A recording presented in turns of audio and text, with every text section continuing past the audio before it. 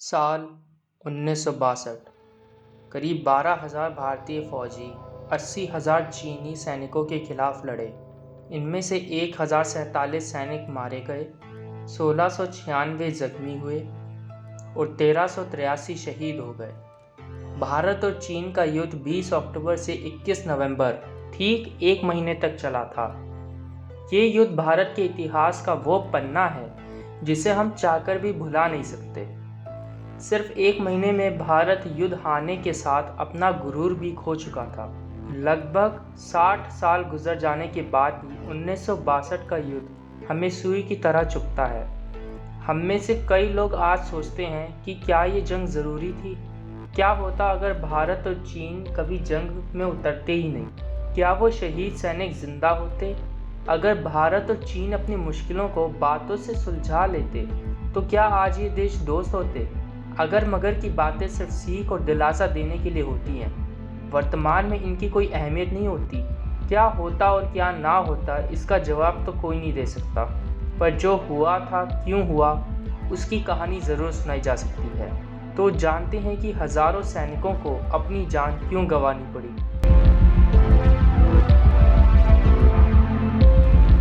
आज़ादी के दिनों से ही चीन और इंडिया के बीच दो सबसे बड़े विवाद रहे हैं। उत्तर में अक्साई चीन और नॉर्थ ईस्ट में अरुणाचल प्रदेश।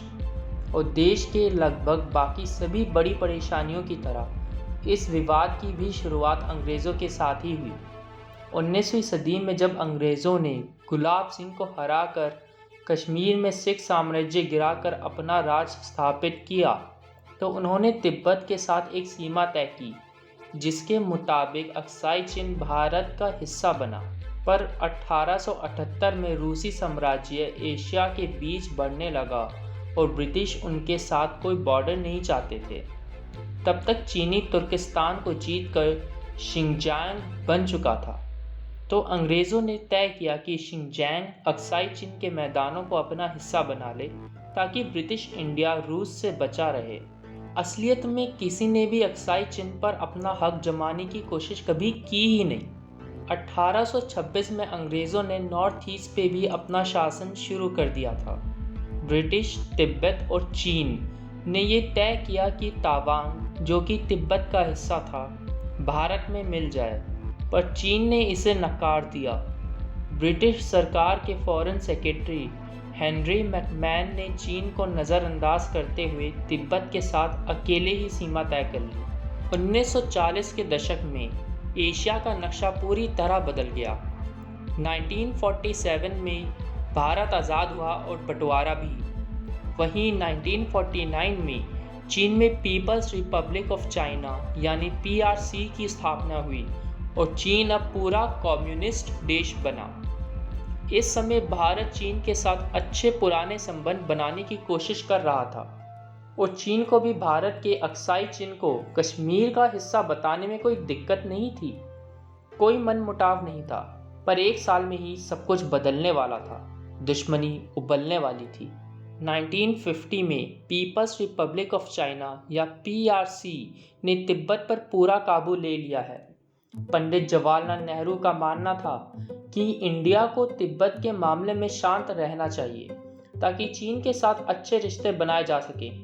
चीनी प्रीमियर ज़ू एनलाई ने ये दिलासा दिया कि उन्हें भारत की सीमाओं में कोई बड़ी परेशानी वाली बात नहीं दिखती। दूसरी ओर बर्मा के प्रीमियर बासुए ने नेहरू को आगाह किया था कि ज़ू एनलाई पे भरोसा ना करे, पर नेहरू ने उसे नज़रअंदाज कर दिया।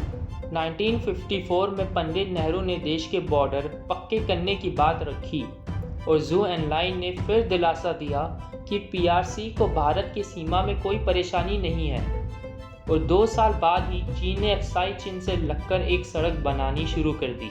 भारत ने इसकी कड़ी निंदा की और 1956 के पार्लियामेंट सेशन में साफ साफ कहा कि अक्साई चीन और अरुणाचल भारत का हिस्सा हैं। ज़ू एनलाई ने फिर कहा कि चीन को कोई परेशानी नहीं, पर भरोसा टूट चुका था और सवाल खड़े हो चुके थे। क्या चीन पर भरोसा किया जा सकता है? क्या ज़ू एनलाई भारत को झूठ बोलकर कोई जाल बुन रहे हैं? क्या ज़ू एनलाई चाहते थे कि चीन के रिश्ते भारत के साथ खराब हों? 1959 में सब बदल गया जब भारत ने 14th दलाई लामा को चीनी कम्युनिस्ट पार्टी से बचने के लिए भारत में पनाह दी।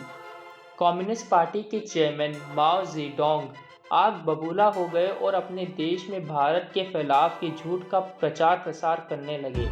उसी साल सोवियत यूनियन ने चेयरमैन माओ का भ्रम तोड़ने की कोशिश तो की, पर उल्टा चीन को और भरोसा हो गया कि अमेरिका, इंडिया, सोवियत चीन के खिलाफ साजिश कर रहे हैं। बॉर्डर पर अब कुछ ना कुछ बवाल होता रहता था, पर चीन की नीयत तभी समझ जानी चाहिए थी जब उन्होंने एक भारतीय को बंदी बना लिया और 2 महीने बाद 9 बॉर्डर पुलिस फोर्स के जवानों को मार डाला। 1960 बातचीत की एक आखिरी कोशिश। भारत और चीन ने सबूत पेश करने की कोशिश की। जहां चीन के सबूत चालाकी दिखते और भरोसेमंद ना थे, वहीं भारत के सबूत बच्चों के नोट्स की तरह और संदिग्ध थे। अब बस जंग की उम्मीद थी। 1961 जहां चीन ने अपनी आर्मी को जंग के लिए तैयार करना शुरू कर दिया, वहीं भारत ने फॉरवर्ड पॉलिसी अपनाई, जिसके चलते नेहरू ने अक्साई चिन्ह और मैकमैन लाइन पर अपने सिपाही जमा दिए। 1 साल बाद युद्ध हुआ, भारत हारा, चीन हंसा। ये सब जानने के बाद क्या हम कह सकते हैं कि युद्ध की वजह 2 जमीन के टुकड़े थे जो चीन ने जीतने के बाद भी वापस कर दिए? भारत मजबूती से कहता है कि युद्ध की वजह चीन की निर्दयता के कारण हुई, जबकि चीन का मानना है कि जंग होती ही नहीं अगर इंडिया फॉरवर्ड पॉलिसी ना अपनाता।